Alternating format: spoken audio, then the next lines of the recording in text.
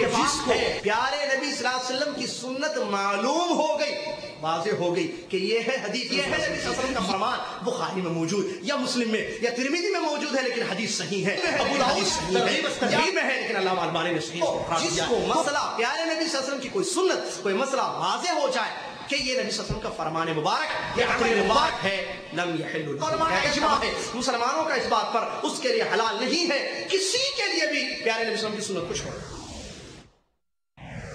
بسم اللہ الرحمن الرحیم، الحمد للہ رب العالمین، والصلاة والسلام علی اشرف الانبیاء والمرسلین، نبینا محمد وعلی آلہ وصحبہ اجمعین۔ قال اللہ تعالی یا ایہا الذین آمنوا اتقوا اللہ حق تقاته ولا تموتن الا وانتم مسلمون واعتصموا بحبل اللہ جميعا ولا تفرقوا واذكروا نعمة الله عليكم إذ كنتم أعداء فألف بين قلوبكم فأصبحتم بنعمته إخوانا وكنتم على شفا حفرة من النار فأنقذكم منها كذلك يبين الله لكم آياته لعلكم تهتدون۔ بزرگوں، دوستوں اور قابل احترام دینی ماؤں اور بہنوں، السلام علیکم ورحمۃ اللہ وبرکاتہ۔ اللہ رب العالمین کا بے حد ہم جتنا بھی شکر ادا کریں اتنا ہی کم ہے کہ اللہ رب العالمین نے ہمیں اپنے گھروں میں سے ایک گھر میں بیٹھ کر اس کے دین کو سیکھنے اور سمجھنے کی توفیق سے نوازا ہے۔ اللہ رب العالمین اس آج کی ہماری مجلس پر اپنی رحمتوں کا نزول فرمائے اور ہمارے اس بیٹھنے کو شرف قبولیت عطا فرمائے، ہمارے علم اور عمل میں اضافے کا ذریعہ بنائے اور ہماری گردنوں کو جہنم سے نجات کا سبب بنائے، آمین یا رب العالمین۔ حضرات، گزشتہ کئی ہفتوں سے مملکت سعودی عرب ہی نہیں بلکہ پورا عالم اسلام ایک ایسی فکر کو محسوس کر رہا ہے جو کہ اللہ کے نازل کردہ دین قرآن و سنت پر عمل کرنے سے یا اس کو سیکھنے سے عام انسانوں کو روک رہی ہے، ان کو پریشانی میں مبتلا کر رہی ہے۔ اللہ رب العالمین نے اسلام کو قرآن و سنت کی شکل میں اتارا، لیکن ہمارے درمیان ایک ایسی فکر پیدا ہوئی جس فکر کے ذریعے یہ پیغام عام کیا جا رہا ہے کہ جناب قرآن کریم ہی انسان کی رہنمائی کے لیے کافی ہے، حدیث کی ضرورت نہیں ہے، احادیث پر کلام کیا جا رہا ہے، احادیث کو نئے سرے سے مرتب کیا جا رہا ہے، اور جو محدثین کرام نے احادیث کی خدمات کی ہیں ان پر نکتہ چینی کی جا رہی ہے۔ ہمارے درمیان پاکستان سے آئی ہوئی ایک علمی شخصیت موجود ہے، آپ نے اخبار میں کل پڑھا ہوگا، فضیلت شیخ قاری خلیل الرحمن حفظہ اللہ، جو عمرے کے لیے یہاں مملکت سعودی عرب میں تشریف لائے ہیں۔ اللہ رب العالمین آپ کے اس سفر کو سفر مبارک بنا دے، قابل قدر سعی اور معاف کیا ہوا گناہ بنا دے۔ آج میں یہ سمجھتا ہوں جدہ کے اس جو تقاریب یہاں پر ہوئی ہیں وہ ان کڑیوں میں سے یہ آج آخری کڑی ہے شیخ کی، کیونکہ منڈے کو غالباً آپ کی واپسی ہے، اور ہم نے جانے سے پہلے یہی سوچا کہ فضیلت الشیخ سے اس اہم ترین اور حساس موضوع پر کچھ سنیں اور ہم ایک عام انسان اسلام کو کس طریقے سے سمجھے اور احادیث کی اس دین میں جو اللہ کا نازل کردہ دین ہے اس دین میں کیا حیثیت اور کیا اہمیت ہے، اس موضوع پر ہم نے شیخ سے درخواست کری اور شیخ نے اللہ رب العالمین انہیں جزائے خیر عطا فرمایا، اس کو قبول فرمایا۔ بلا کسی تمہید کے میں فضیلت شیخ سے گزارش کروں گا کہ تشریف لائیں اور حدیث کے اہمیت کے عنوان پر اپنے خطاب کا آغاز فرمائیں۔ فلیتفضل فضیلت الشیخ قاری خلیل الرحمن حفظہ اللہ۔ السلام علیکم ورحمۃ اللہ وبرکاتہ۔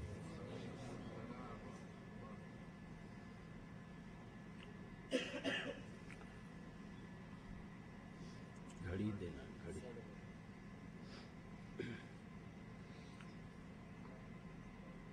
ایک گھڑی مجھے دینا، میں واپس کر دوں گا۔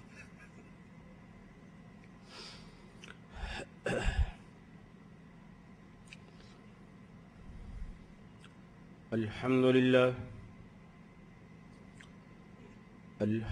لله نحمده ونستعينه ونستغفره ونؤمن به ونتوكل عليه ونعوذ بالله من شرور أنفسنا ومن سيئات أعمالنا من يهده الله فلا مضل له ومن يضلله فلا هادي له ونشهد أن لا إله إلا الله وحده لا شريك له ونشهد أن سيدنا محمدا عبده ورسوله أما بعد فأعوذ بالله من الشيطان الرجيم بسم الله الرحمن الرحيم ما آتاكم الرسول فخذوه وما نهاكم عنه فانتهوا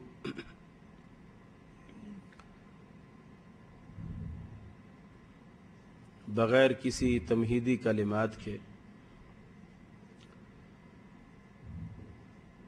آپ تمام احباب کے شکریہ کے بعد کہ آپ اپنی محبت سے بیٹھے ورکنگ ڈے میں، اور کل بھی کوئی چھٹی کا دن نہیں ہے، اور مجھے حکم ملا ہے کہ میں آپ کو زیادہ وقت لے کر پریشان نہ کروں، اور میں خود بھی کل سے کافی صرف 2 گھنٹے اس وقت تک نیند ہوئی ہے۔ میں خود بھی یہی چاہ رہا ہوں کہ جلدی سے فارغ ہو جایا جائے، اور آج سوالات کا بھی موقع آپ کو نہیں دیا جائے گا۔ پونا گھنٹہ وقت ملا ہے، 9:30 بج رہے ہیں۔ انشاءاللہ العزیز 10:15 تک ہم اس پروگرام کو کلوز کر دیں گے۔ عنوان محترم بھائی عاقل صاحب کی زبانی آپ تک پہنچ چکا۔ حدیث کی اہمیت پر اگر اور احادیث میں سے کچھ بھی بیان نہ کیا جائے تو صرف قرآن مجید ہی کافی ہے، اور پھر شریعت کے جتنے احکامات ہیں وہ تمام کے تمام قرآن مجید میں کچھ اس طرح مجمل انداز میں بیان ہوئے ہیں کہ گویا اللہ رب العالمین نے خود اس آخری امت کو اپنے رسول جناب محمد الرسول اللہ صلی اللہ علیہ وسلم کی زندگی سے رہنمائی حاصل کرنے پر مجبور کر دیا۔ نماز کا حکم دیا قرآن نے، اقیم الصلاۃ، جگہ جگہ اللہ نے قرآن مجید میں کہا اقیم الصلاۃ و آتوا الزکوٰۃ، اقیم الصلاۃ و آتوا الزکوٰۃ، لیکن نماز کہتے کسے ہیں؟ نماز کا طریقہ کار کیا ہے؟ نماز کے اوقات کیا ہیں؟ پہلے اذان ہوگی، پھر وقفہ ہوگا، پھر تکبیر ہوگی، پھر اس کے بعد نماز پڑھی جائے گی، لوگ آئیں گے، پہلے سنتیں پڑھیں گے، فجر میں سنتیں اتنی ہیں، ظہر میں اتنی ہیں، عصر میں اتنی ہیں، مغرب اور عشاء میں اتنی ہیں، بعد میں اتنی ہیں، فجر کے فرض 2 ہیں، عشاء کے 4 ہیں، مغرب کے 3 ہیں، 2 نہیں ہیں، عصر کے 4 ہیں، 3 نہیں ہیں۔ تو یہ جو تقسیم ہے ساری کی ساری پورے قرآن مجید میں کہیں نہیں ہے، اور نماز جیسا اہم مسئلہ اور اس کی جزیات کا، اس کی تفصیلات کا قرآن مجید میں نہ پایا جانا، اور اللہ کی طرف سے نماز کو فرض قرار دینا اور اس کے طریقہ کار کو بالکل نہ بتلانا، گویا یہ خود اس کا واضح اشارہ ہے کہ تم پر صرف قرآن پر ایمان لانا ہی فرض نہیں ہے، تم نے کلمے میں صرف لا الہ الا اللہ ہی نہیں پڑھا بلکہ محمد الرسول اللہ بھی پڑھا ہے۔ اس لیے اس میں پائی جانے والی تمام تر تشریحات کا تعلق رسول اللہ صلی اللہ علیہ وسلم کی زندگی سے ہے، آپ وہیں سے لیں۔ زکوٰۃ کا حکم دیا، لیکن پورے قرآن مجید میں اللہ رب العالمین نے